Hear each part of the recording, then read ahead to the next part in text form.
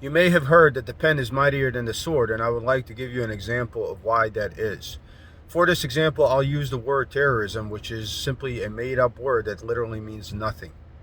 A terrorist is exactly the same as a soldier. They both use violence or intimidation or threat of violence to bring about a political goal. That is exactly the same thing.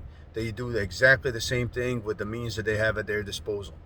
But one of them is perceived to be evil and the other is perceived to be a hero, depending on the eyes of the beholder.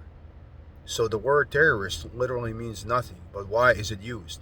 It is used to demonize the other. It is used to demonize the ones that you want your people to agree to hate and destroy. And that is what the word is used for. It's simply a word that carries a negative connotation to say these people are evil. That's it. There's nothing else to it. And why is that word necessary? Why is demonization necessary? Well, to get good people to do evil things, you have to convince them that they are doing good things. And if you convince them that they are fighting evil, then they will be willing to kill and pillage and die for you. So that is why the pen is mightier than the sword.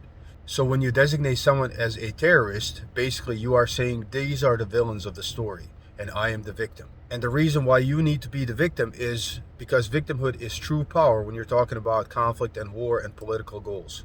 Because when people think you're the victim, they are willing to support you. They are willing to sacrifice themselves for you. Consider this. If somebody comes into your house and you murder them, but then you're able to convince all your neighbors that you are the victim, not only will you not be punished, but you are going to be supported as well. Well, it holds true on an international or a political level. So you use the word terrorism to demonize others, even though you might be doing far worse than they're doing, but you have demonized them, and now they're the villain, and you are the victim. So you can do whatever you want, and they can't do no right.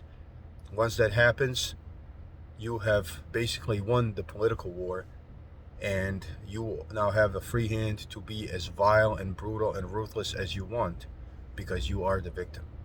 And this is why the pen is mightier than the sword.